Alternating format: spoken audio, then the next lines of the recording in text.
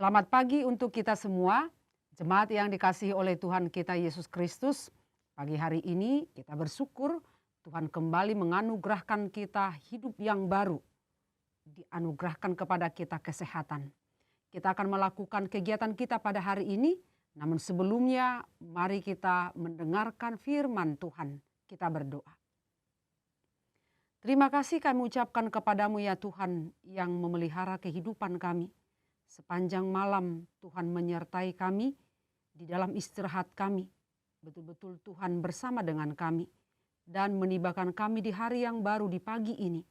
Kami serahkan seluruh kehidupan kami ke dalam tangan-Mu.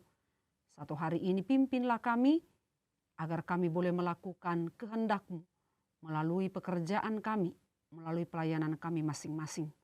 Saat ini pun kami akan mendengarkan firman-Mu. Kiranya Tuhan menolong kami melalui Roh Kudus-Mu agar kami mengerti maksud Tuhan.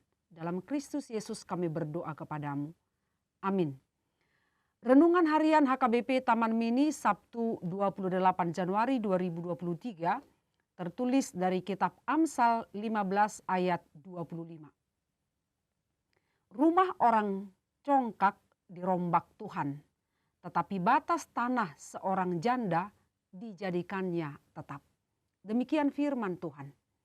Jemaat yang dikasihi oleh Tuhan kita Yesus Kristus, Salomo berkata dalam kitab Amsal 15 ayat 33, takut akan Tuhan adalah didikan yang mendatangkan hikmat, dan kerendahan hati mendahului kehormatan. Arti ataupun definisi dari rendah hati menurut Kamus Besar Bahasa Indonesia, terbitan Balai Pustaka, kerendahan hati berarti tidak sombong, tidak congkak. Sedangkan menurut pandangan Alkitab dapat kita lihat dalam kitab Filipi 2 ayat 3 yang berkata, sebaliknya hendaklah dengan rendah hati yang seorang menganggap yang lebih utama dari dirinya sendiri. Jadi menurut firman Tuhan, kerendahan hati adalah ketika kita hidup mengutamakan orang lain lebih dahulu dari diri kita sendiri. Jemaat yang dikasihi oleh Tuhan kita Yesus Kristus, apa yang menjadi ciri-ciri orang yang rendah hati? Ada beberapa ciri-cirinya. Yang pertama, suka mendahului dalam memberi salam.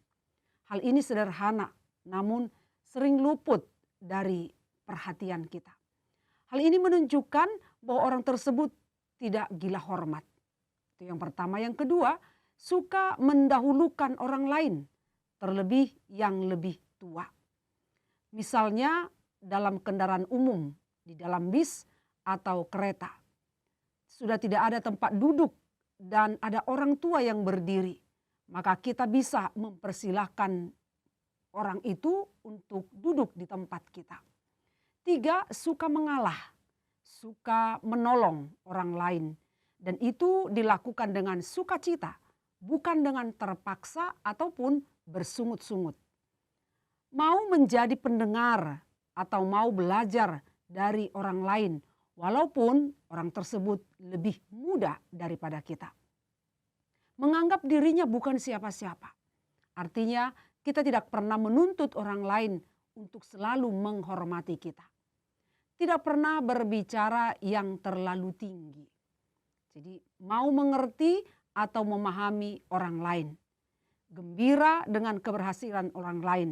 Dan terakhir tidak mudah tersinggung. Mengapa kita harus berusaha hidup di dalam kerendahan hati? Ada alasannya. Yang pertama, karena firman Tuhan berkata bahwa orang sombong akan direndahkan Tuhan. Dapat kita baca dalam kitab Yesaya 2 ayat 11 sampai dengan ayat 12, dilanjutkan dengan ayat 17. Hal ini sangat jelas dalam ayat-ayat tersebut. Yang kedua dalam kitab Amsal 15 ayat 25, yaitu renungan pada hari ini. Rumah orang congkak dirombak Tuhan, tetapi batas tanah seorang janda dijadikannya tetap. Yang ketiga tertera juga atau tertulis juga dalam kitab Amsal 18 ayat 12. Tinggi hati mendahului kehancuran, tetapi kerendahan hati mendahului kehormatan. Lalu dapat kita baca juga dalam kitab Amsal 22 ayat 4. Ganjaran kerendahan hati dan takut akan Tuhan adalah kekayaan, kehormatan, dan kehidupan. Bukankah ini adalah janji Tuhan yang luar biasa bila kita hidup di dalam kerendahan hati? Lalu dikatakan juga bahwa Tuhan bersama-sama dengan orang-orang yang hidup dalam rendah hati.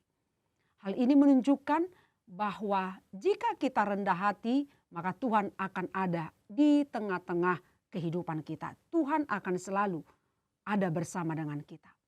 Maka hati-hatilah dalam hidup ini agar kita tidak jatuh pada dosa kesombongan. Karena seringkali kita bahkan tidak menyadarinya.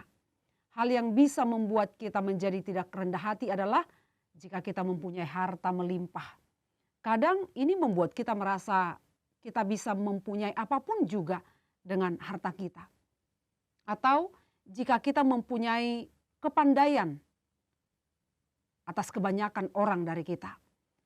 Bisa saja kita menjadi sombong karena kita merasa tahu segala sesuatu dan meremehkan pandangan orang lain. Atau jika kita mempunyai kedudukan lebih tinggi hingga kita meremehkan orang lain. Pada dasarnya semua itu tidaklah salah. Jika kita kaya, punya ilmu, kedudukan, tetapi tetaplah hidup di dalam kerendahan hati. Tetaplah jaga kerendahan hati.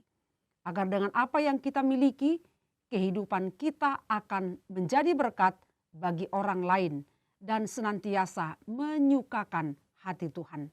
Amin, kita berdoa. Terima kasih Tuhan, firman-Mu yang mengajarkan kami agar kami hidup di dalam kerendahan hati.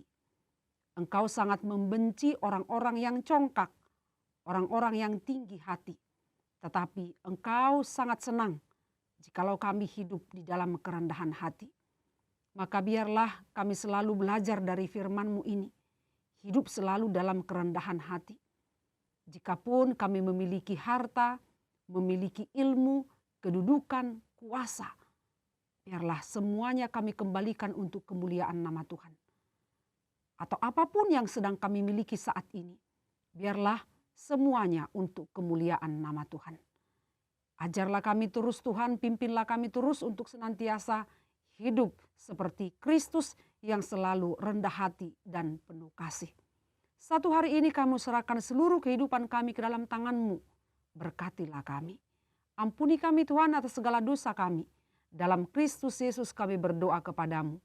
Anugerah Tuhan kita Yesus Kristus, kasih setia Allah Bapa, dan persekutuan dengan Roh Kudus kiranya menyertai kita selama-lamanya. Amin. Selamat beraktivitas untuk kita semua. Tuhan Yesus memberkati kita. Horas.